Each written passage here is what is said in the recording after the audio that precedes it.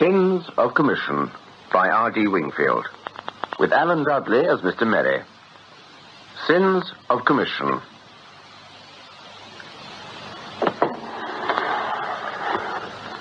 That's the lot, Mr. Bradley. Right. Set the alarm. Right.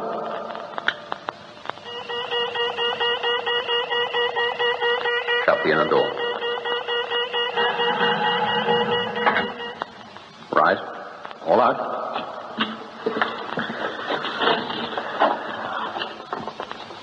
Main doors.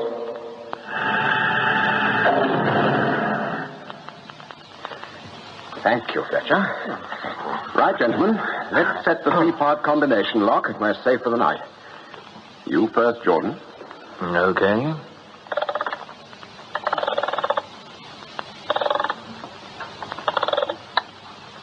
Hicks. Give us room, then. What? Oh, sorry, old boy.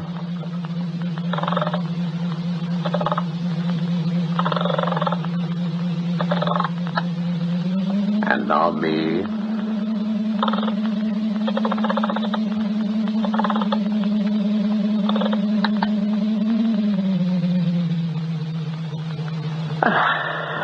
That's it, then. Operation completed. Yes, fine. Good. I'll be off then, Mr. Bradley. No. Would you hold on for a moment, please, Fletcher? I've got something to tell you. Bad news, I'm afraid. Bad news? Well, a bit of a shock, perhaps. Not the end of the world, not to a chap of your capabilities. My fellow directors and I... Yes, our overheads are too high. Top-heavy. You see... Oh, look. Take this envelope. We're giving you an extra month's salary in lieu of notice, and you find a check for your full redundancy settlement. Redundancy? You're getting rid of me? What do you want a security officer for with this new vault? Your job's gone, Fletcher. It isn't necessary anymore. I see. Well, when do you want me to? Well, we'd like you to leave tonight. A clean break will be best. Tonight? Oh, why not? Your work's up to date, isn't it? Yes. Then there's your problem. Wiltshire can take over your odds and ends. You others ready? Don't worry, Fletcher. You won't have any difficulty finding another job. At my age? I'd like to think we were parting on good terms, Fletcher. Will you shake hands? No, I damn well won't. Oh, dear. Now, what do you expect, Bradley? I'd have punched you on the nose if I'd been in his place. Oh, now it's late. I've seen enough of this place for one day. Morning, Mr. Fletcher.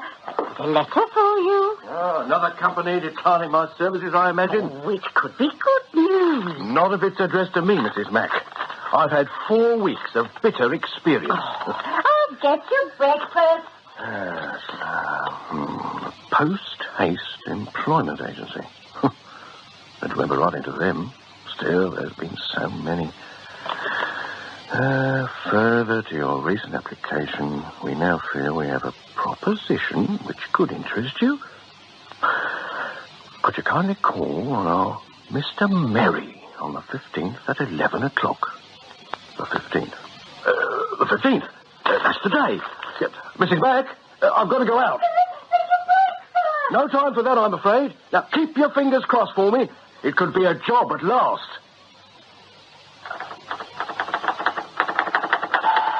Oh. Post-haste employment agency. Good morning.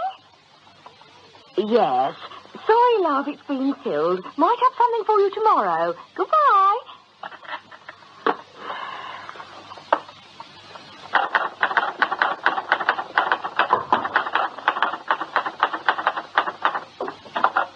Oh, excuse me, but... Yes?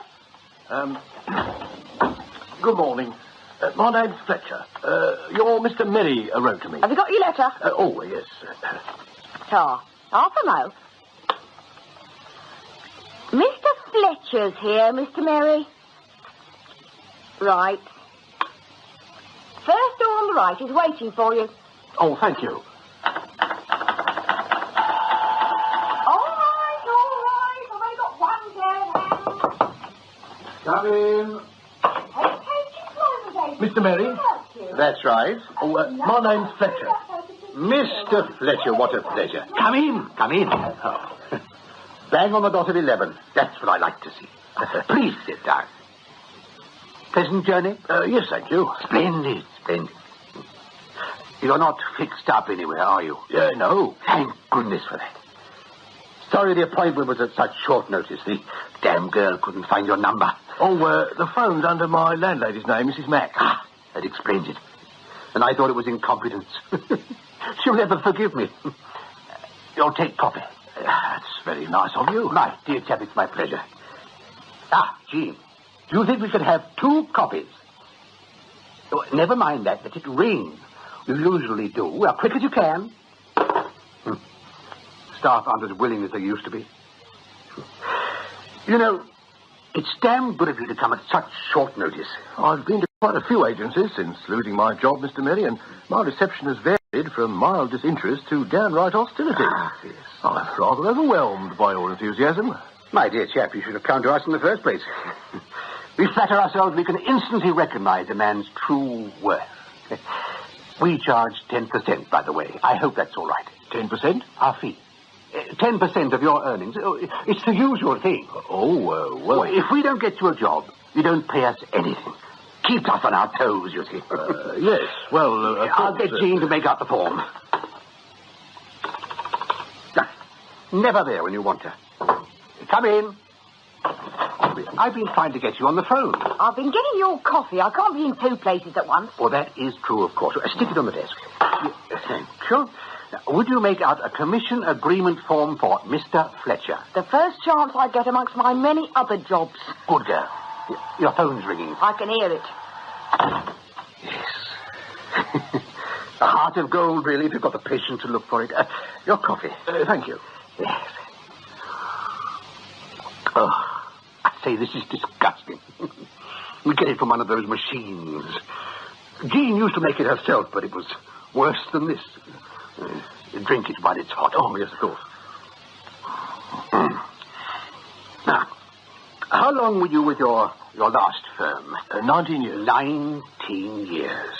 And they made you redundant, just like that. Ah, terrible, terrible. I used to be an employee, you know. 23 years with Wiltshire and Wilkes, the timber merchants. 23 years. Never absent, never late. They made me redundant, just like you. Kicked me out at a moment's notice. I swore I'd get my own back. Wiltshire and Wilkes, didn't they have a nasty fire, a place burnt to the ground? Something like that, I believe. Nasty business. Now, refresh my memory, Mr. Fletcher. What did your firm deal in? Anything inflammable? Oh, good Lord, no. Diamonds. Diamonds. They were wholesale diamond merchants. You know, I find that terribly interesting. And you were their security officer? Until they got the new vault. Yes. What was the value of the diamonds you were responsible for? Just before I left, we increased our insurance cover to £800,000. And on more than one occasion, our stock was in excess of that figure. I find you a most stimulating person to talk to, Mr. Fletcher. A most stimulating person. So, after 19 years of devoted service, you get dismissed at a moment's notice to save your firm a few pounds in overheads. Disgusting. I suppose it is. Well, there's no suppose about it. If that's the reward for honesty, it's no wonder people's thoughts turn to crime. Have your thoughts ever turned to crime, Mr. Fletcher? I haven't really thought about it. Oh, you should. You should. Cheers. Cheers. You know, if I wasn't such a coward, I'd ask Jean for another coffee. I suppose you're dying to hear about my proposition. Yes, please. What sort of salary? A salary? Oh, it wouldn't be a salary. You get commission only, a straight commission basis. Oh, I don't think I'd like to... Oh, come now. Have you no faith in your own abilities? What sort of a job would it be? Something rather different from what you've been doing. Almost the opposite, in fact. You don't mind what you do, I suppose? Oh, anything. So long as it's legal. Oh. You're making it a bit difficult for me, Mr. Fletcher. Would it involve selling? No. We'd be paying you for your specialized knowledge. Knowledge of what? Security arrangements. And diamonds. And how much could I hope to earn? Well, we pay a commission of 15%. 15% of what? I think you said the value of diamonds in your old firm's vaults was about £800,000. That's right. Well, then your commission would be 15% of 800,000, which I make £120,000. Tax-free, of course, but less my 10% agency fee. Just what are you suggesting, Mr. Merry? Oh, come now, Mr. Fletcher. You're an intelligent man. I don't have to spell it out, do I? I'd like it spelled out. All right, then. But first, let me show you that you've got to live dangerously if you want anything. 2 more copies at once, please, Jean. Oh, I bet I took her by surprise. You watch her face when she comes in. It'll be as black as thunder. Now then, there's £800,000 worth of diamonds stored in your old firm's vaults, Mr. Fletcher. It's my belief that with your specialized knowledge and help, we could get them out. You mean steal them? Yes.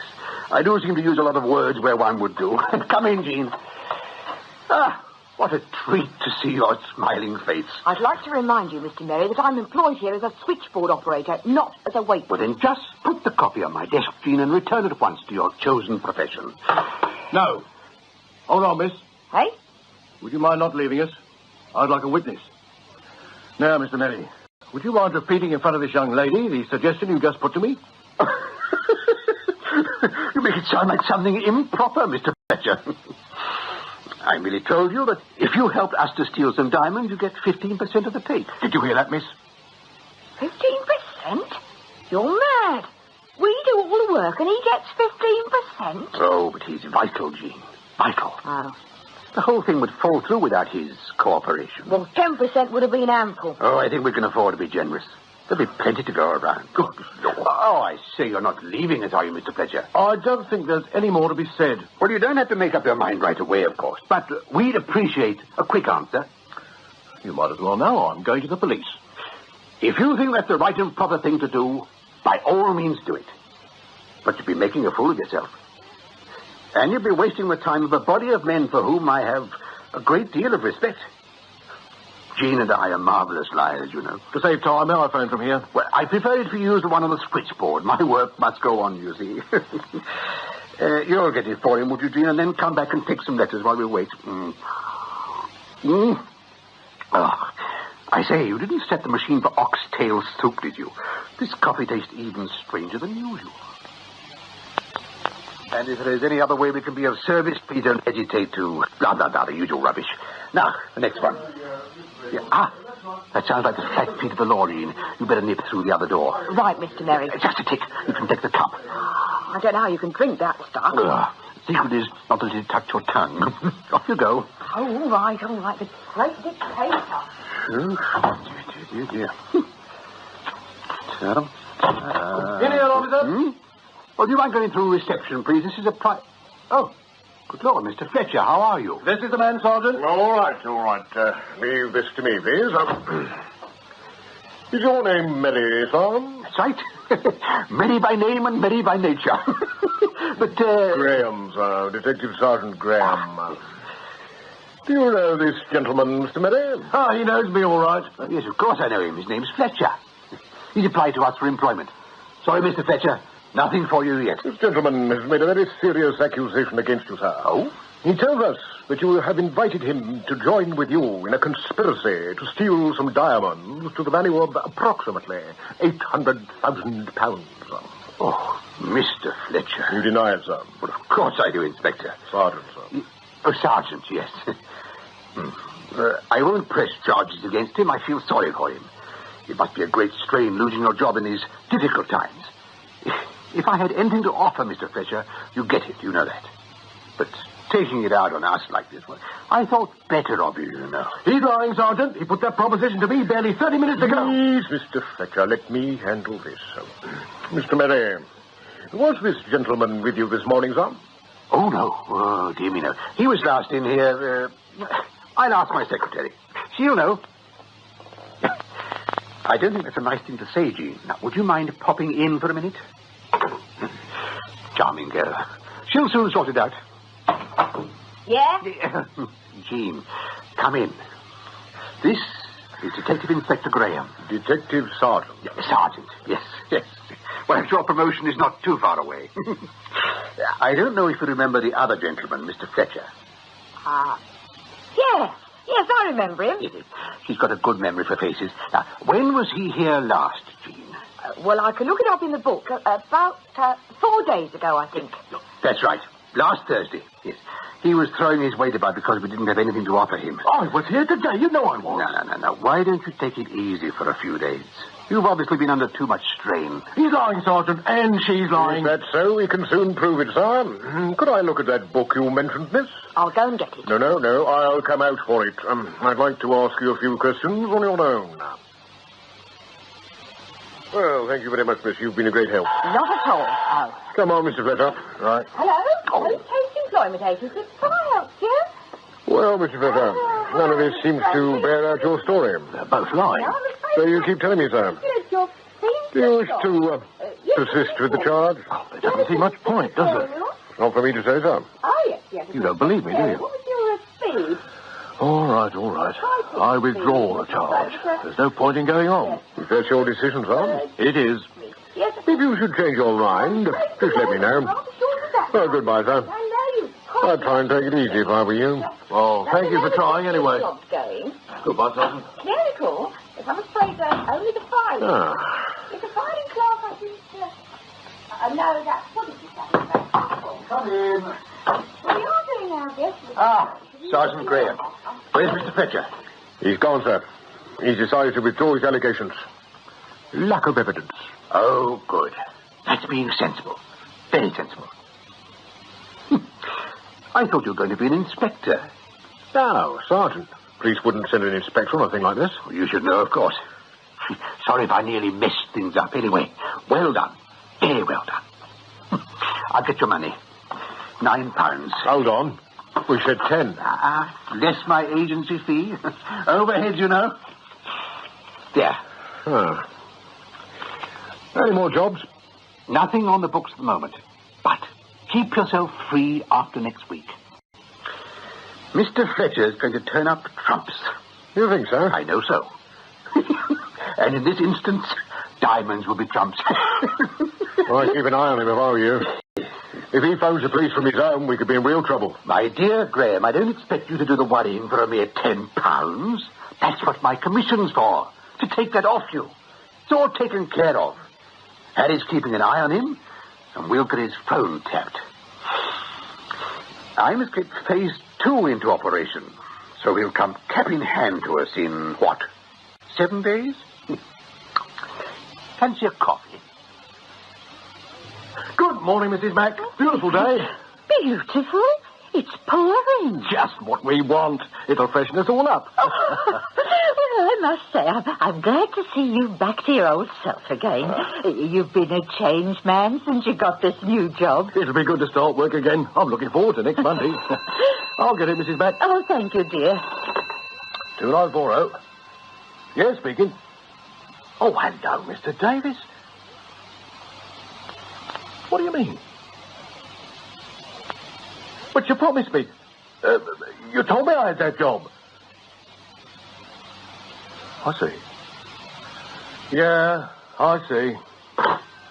Beautiful day. Just look at that ruddy rain.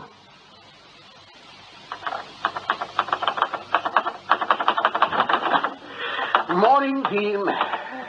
Morning. Oh, it's raining cats and dogs out there. Yeah, I'm in here. Look at that ceiling. This office isn't fit to work in. You won't have to for long, Jean. Or what if I leave my umbrella in here? Why, what's wrong with your own office? Can't mess it up with dripping umbrellas. Expecting a most important visitor. Has Mr. Fletcher phoned yet? No, why? Did you expect him to? Well, I get these odd flashes of intuition from time to time, you know. That's him now. Post-haste Employment Agency. Can I help you? Oh, half a mo. Yeah, it's him. Shall I put him through to your dry office? No, I'll take it in here. I want you to admire my technique. Hello, Mr. Fletcher. What a pleasant surprise. You've been thinking it over. Jolly good. Now, I think we should have a little chat, don't you? Can you be here by 11? Good. I look forward to it.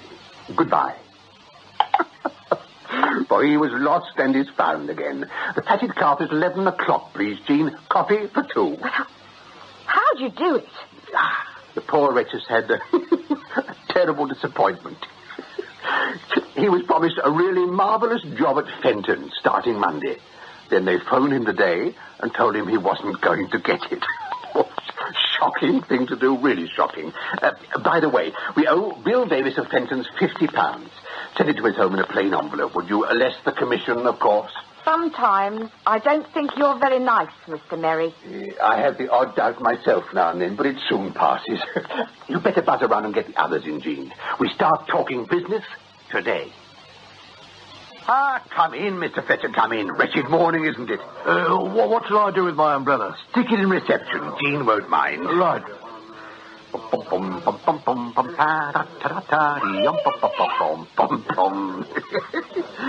All right. She was quite rude. I don't think she's taken to you, you know. Can we get down to business right away? The sooner the better. Good. Jean, send the others in, would you? And you'd better come in yourself. All those people out there. You'll see. Come on in, don't be shy.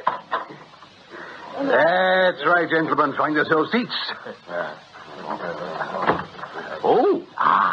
I see you recognize one of our little party, Mr. Fletcher. Graham. Detective Sergeant Graham. Hello, sir. Yes, it wasn't only Jean and I who were lying our heads off last week, Mr. Fletcher. He was a policeman, but a long time ago. Perhaps I'd better explain. Help yourselves to cigarettes, everyone. Like yourself, Mr. Fletcher, everyone you see in this room has been badly treated by their past employers. You know my sad tale. We know yours. George Graham was with the Metropolitan Police for close on 17 years. He left them reluctantly because this security firm tempted him away with a fantastic salary. The fantastic salary lasted 6 weeks. The firm went through a bad patch and he was made redundant. Next to him is Bert Apsley. How do you do, Mr. Fletcher? Bert was with the General Post Office. That's right. Telephone engineer, 14 years. He left them to become chief installer with a firm dealing in internal office telephones.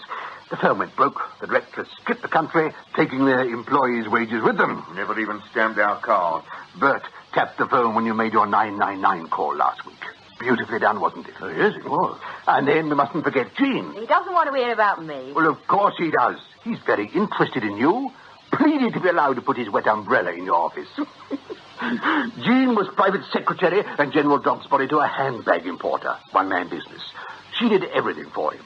Typing, his books, his cooking. In fact, if we're to believe her, there was only one service he didn't get from her. Yeah. Anyway, he worked like a horse 6-7 days a week. Then one day, she went to his office and found it locked, barred, and bolted. He went, just like that. And she never saw him again. How long did you work for him, Jean? 8 years. With stories to tear your emotions here, Mr. Fletcher. I had to blow my nose hard when Jean told me hers. And now we come to Harry Edwards. Last, but by no means least. How'd you do, Mr. Fletcher? Hello. His story is slightly different. For the first 11 years of his working life, Harry was, what shall I call you, Harry? A burglar. Yes, that's the word I was searching for. But I didn't want to upset you. Oh, it's all right. He was a burglar, and a very good one. He had his bits of bad luck, of course, and after a spell in prison and a particularly helpful probation officer, he decided to go straight. Oh, you needn't blush, Harry. We've all done things we're ashamed of. Anyway, they found a sympathetic firm to take him on, and Harry became an accounts clerk. Thousands of pounds passed through my hands in that firm, and never a penny short. No good moaning about it now, Harry. You had your chance. Anyway, the firm changed hands, and the new boss was so horrified at having an ex-criminal on the payroll that he sacked Harry on the spot. Wouldn't even give me a reference. So there you are, Mr. Fletcher. 1,000 heartbreaks. Yes. Now, if we could get those diamonds out of your old firm's vaults, it would be a marvelous way of working off this collective grudge we hold against employers in general, and in this instance, for you in the particular. If you come in with us, we can do it. Huh? What do you say? I'm with you. Good. But I don't see how I can help. Oh, you underestimate your worth, as your ex-employers did. I had a look at the vault, Mr. Fletcher. It's a Smith Benny, isn't it? That's right, but how did you Your find... vault may be impregnable with the rest of the place a piece of cake. I had a good look round last night at Mr. Merry's suggestion. And, Harry? Well, we can forget about breaking into it. It's too good. Then, with £800,000 at stake, subtler means must prevail. How is it locked? Triple combination locks, electronically controlled. There's 3 separate locking systems, each controlled by its own combination, and interlocked with the others. They have to be set in a certain order. Until the first is set, you can't operate the second, and so on. None of the 3 directors trust the others an inch, so nobody knows the other's combination. And unless all 3 are there at the same time, the vault can't be opened. Yes, supposing the great diamond merchant up in the sky should call one of the 3 up to him, how would the other 2 manage to open up? Well, I imagine there are copies of the combination lodged with a bank, which can only be revealed in the event of a director's death. You know which bank? No, but knowing how they trust each other, you can bet it's in 3 different banks. Yes, and I think we're all agreed that we can't pinch the combination. Which brings me to my first thought. We'll have to get the directors to open it up for us. Can we find where they live? I know where they live. Well, if we went round to their houses at night and marched them to the vault at gunpoint. I don't like that, Bert. Too crude. No, it wouldn't work anyway. It only wants one of them to misdial to jam the lock permanently. It's a built-in safety factor with that type of lock. Is there a time lock? No. They had one on the old vault, but it kept going wrong. What alarms are there? Only one, on the inner door. The inner door? An added precaution.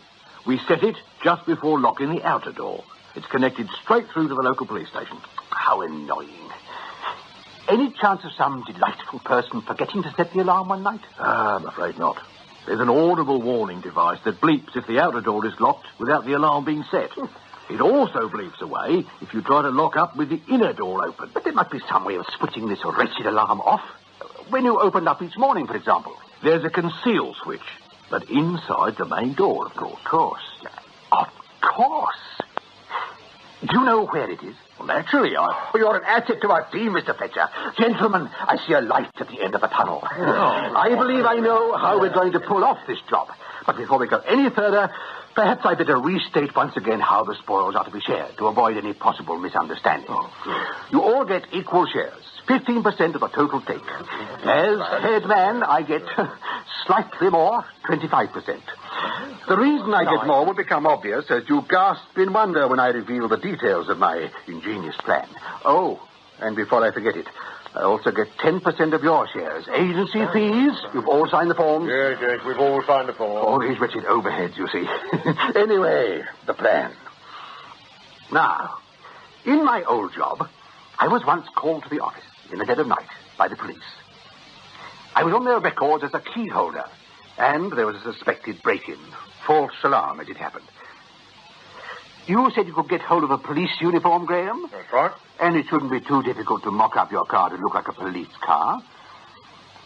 I think your 3 directors, Mr. Fletcher, are going to be knocked up by the police one night. Oh, they wouldn't Of come. course they wouldn't. Oh, dear. Have I overlooked something? Yes, you have. Your idea isn't new. It's been tried before.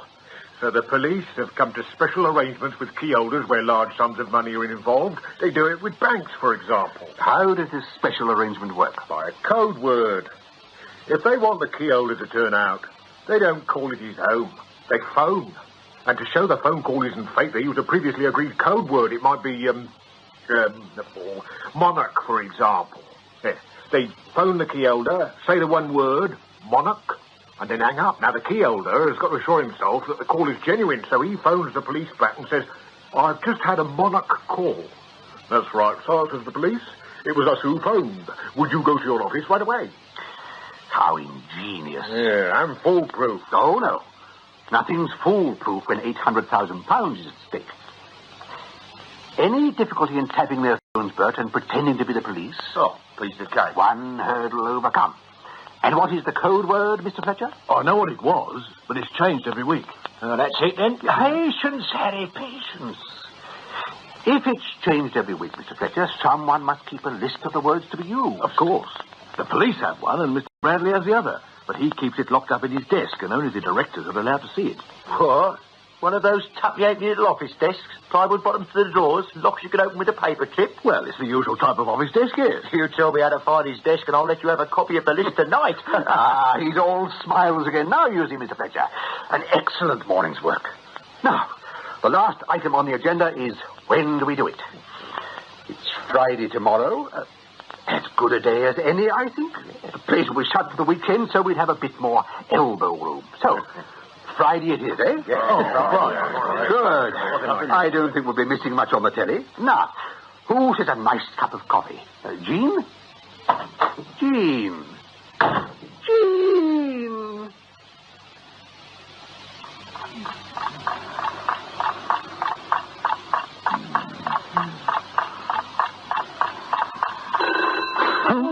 What's that? Oh, what is it? All right. It's the phone. Oh, it's 3 o'clock in the morning. You'll be calling us at 3 o'clock in the morning. What I'm going to find out, isn't it? Hello? Rhine maiden. Pardon? Rhine maiden. Rhine maiden? Here, give me that list. Oh, what list? The word list in the top drawer there. Come on. You mean this? Suppose I see it from there. Give it here. Oh, yeah. Yes, Rhine maiden. Have to get down to the office. Looks like a break-in. But at this time of night? Yes, at this time of night. We've got nearly £1 million worth of stuff in that vault. But who are you phoning? Police. Have to check back, see if it's genuine.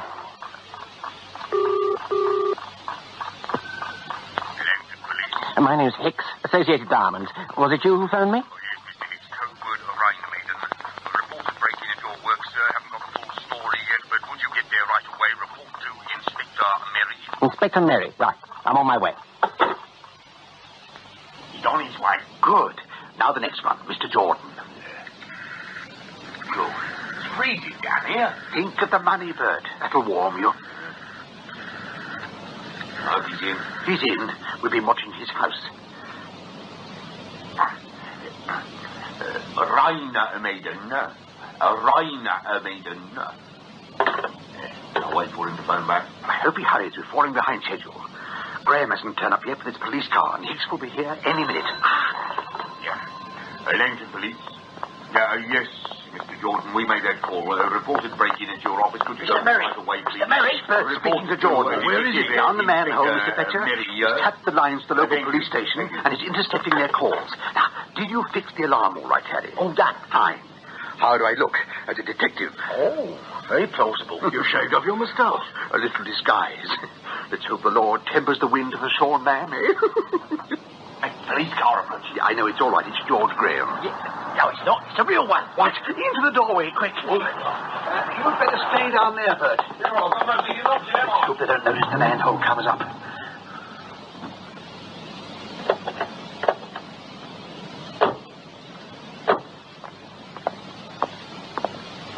They're checking the building. Of course they are. They do it every night. Are you sure? Of course I'm sure. I'm a professional. Always checking advance. It's a great pair. I'm impressed. How long do they stay? A few minutes at the most. We haven't got a few minutes.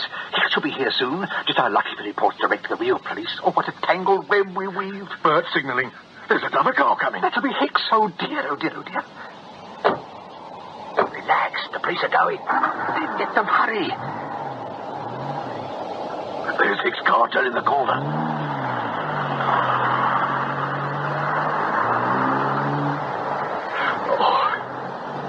Just let me catch my breath. I'm certainly earning my 10% tonight. I've got enough worrying for all of us. Get through to Bradley now, Bert. Okay, I'm flying in. Quick as you can while I head off Hicks. Mr. Hicks? Yes? Detective Inspector Merry, sir. Oh, yes. They gave me your name at the station. Well, what's the position? Am I the first? Yes, sir. The other two gentlemen are on their way. The position at the moment, sir, is that we think the chap's still in there.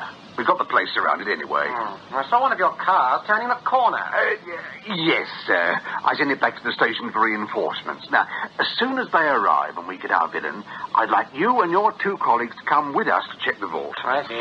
In the meantime, it's best to keep clear of the building. Would you mind tucking your car away around the corner, sir, and switching off the lights? Oh, and do you think you could keep an eye open for Mr. Jordan? He's due any minute. I'll go and do the rounds of my chaps. Make sure they're positioned all right. You're calling out loud. out, Bert. Hurry it up. Don't panic him. But look at the time.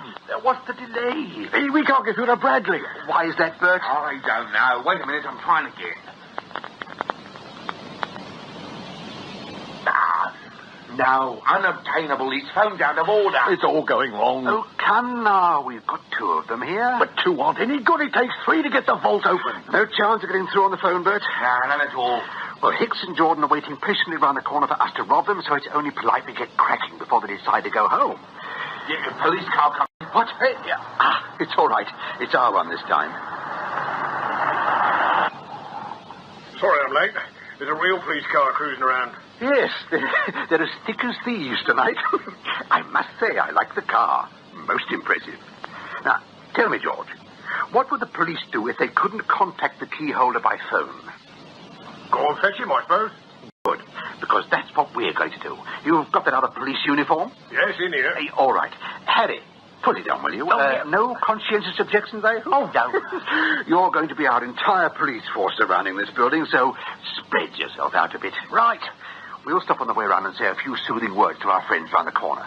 They're probably finding it all rather boring, but then they don't know the exciting things we've got in store for them.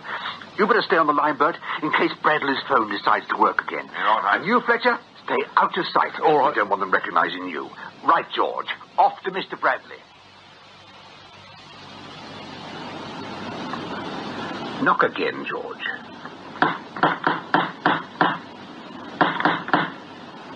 They must have heard us by now. I used to sleep through the Blitz, you know. Bombs dropping, ack guns booming. A light. Who is it? Police, Mr. Bradley. Just a minute.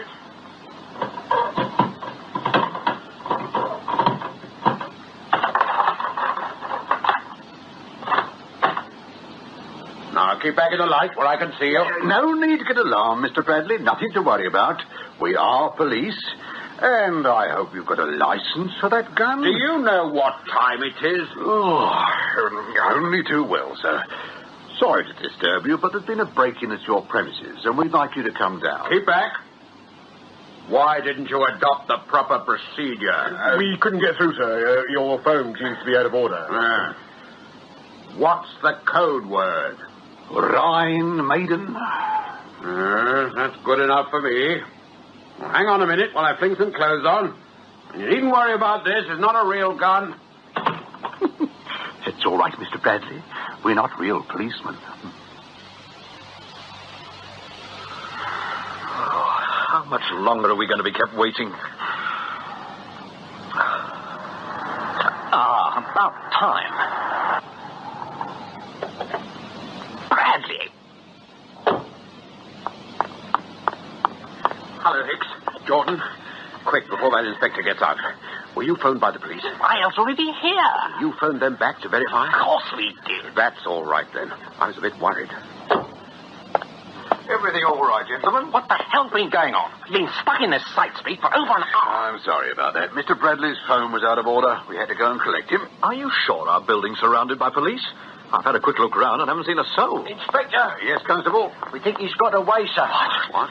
He must have spotted us waiting for him, sir, and got out over the back. I should have a few words to say to the sergeant on how well he's been keeping his men hidden. We're searching the area, sir. Oh, and there's another thing, sir. The station has been on. The alarm's ringing. The alarm? They got into the vault and opened the inner door. Let's not panic, gentlemen. We better all go and have a look at the vault. Let the sergeant know what we're doing, Constable. Yes, sir. Smart man. Credit to his chosen profession. Well, off we go then, gentlemen. Have you got the keys, Mr. Bradley?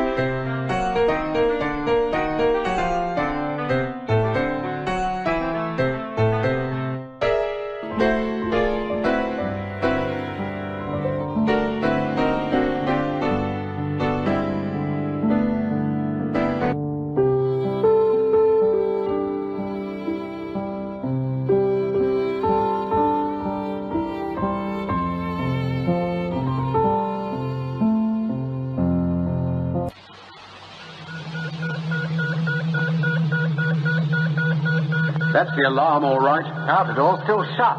As we left it. Hasn't been opened. But the alarm's connected to the inner door. If it was shut, it wouldn't ring. It could be faulty. Well, let's open up and have a look anyway. It might be as well, gentlemen. Faulty or not, I'd like it switched off. It's ringing continuously in the station. Come on then, Jordan. Start dialing.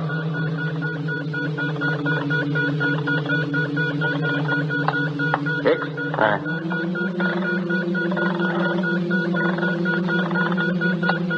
Now me.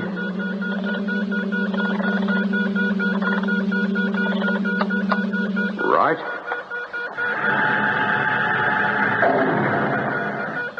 That's funny. What? Well, this alarm isn't sounding from in here. No, it's a tape recording from out here, I'm afraid. Switch it off, would you, Graham? What? What's on earth? Marvellous little gadgets, aren't they? Transistors, thanks to Japanese sweated paper. Sounded just like the real thing. Now, all move back, please, with your hands up. This time it is a real gun, Mr. Bradley. Thank you. Feel the feeling, lock the cycle's cage of dreams and yearn to break away. I scream for revolution till the dying day. We are the misfits, the outcasts, the ones I'll never understand. Our hearts burn, the fire of rebellion will never follow their command. It's hard to power.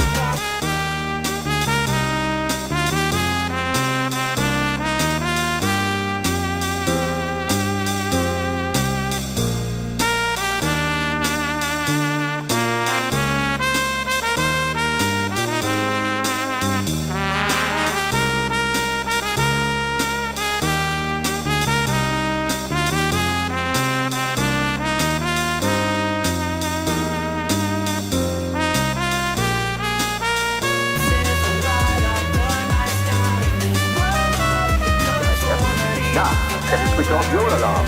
Then when it works when we open the inner door. Under that shelf, Mr. Graham. You've got it? Yes. In you go, then. Be as quick as you can. Right you are.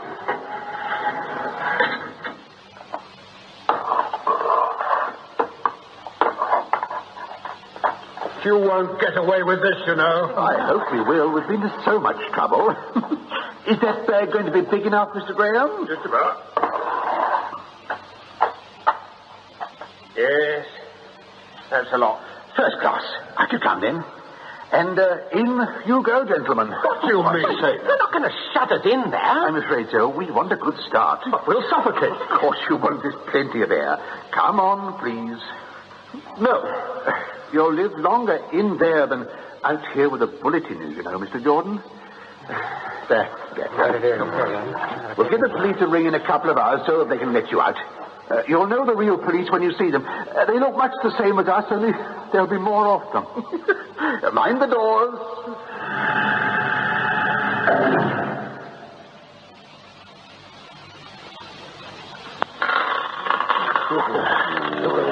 Look at them and wonder, gentlemen. Aren't they beautiful? £800,000 worth of diamonds. As the poet says, a joy forever. Even more of a joy we can turn them into cash. Hide them away. Quick, quick. Who is it? It's me.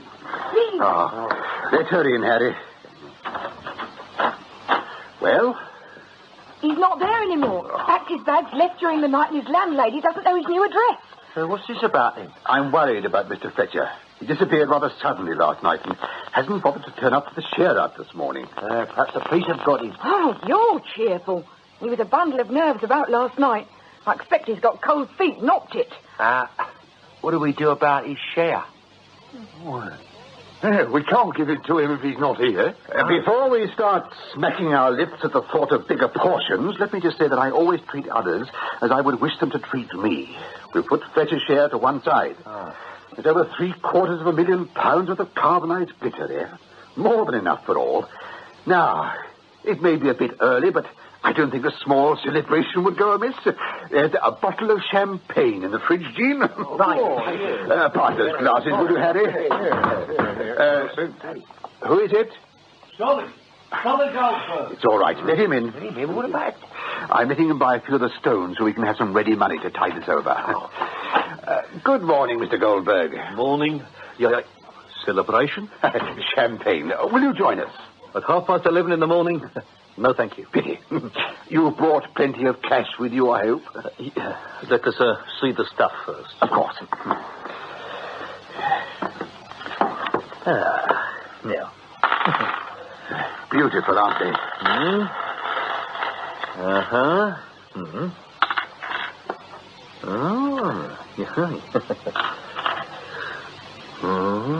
Yes, they are beautiful, all right. Very beautiful. Almost indistinguishable from the real thing. What? But they are fakes, Mr. Merry. Good quality, but fakes. If I was in that sort of market, which I am not, I might offer 300 or 400 for them, perhaps a little less. I think someone has been having you on.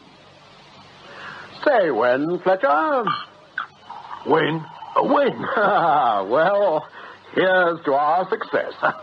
It went off perfectly, just as I said it would, Mr. Bradley. Yes, the insurance company have accepted the claim, and they're going to pay for the cost of a new vault. The famous theft-proof vault. I'd have been in trouble if it had been theft-proof. Anyway, I'm keeping to my end of the bargain. Here's the key to the safe deposit box. You'll find it contains £200,000 in cash as we arranged. Thanks very much. Well, I'll slip out the back way. If your other two directors should see us together, they might form certain conclusions. Very wise. You know, I can't help feeling sorry for that chap, Merry. He did all the work and got nothing out of it, not even his 10% commission. Oh, don't worry about him. He'll find something else. He's that sort. My dear Mr. Robson, come in. So glad you could come to see us. So, you were kicked out of the Bank of England after 16 years. Terrible. Now, I might be able to do something for you on a commission basis. Would you like a copy? Tell me roughly, how much money do they keep in the Bank of England? In Sins of Commission by R.D. Wingfield, Alan Dudley played Mr. Merry and Peter Tottenham Mr. Fletcher. Bradley was William Fox, Harry John Hollis, Hicks David Goodison, Jean Chris Salt, George Graham William Edel, Bert Nigel Graham, George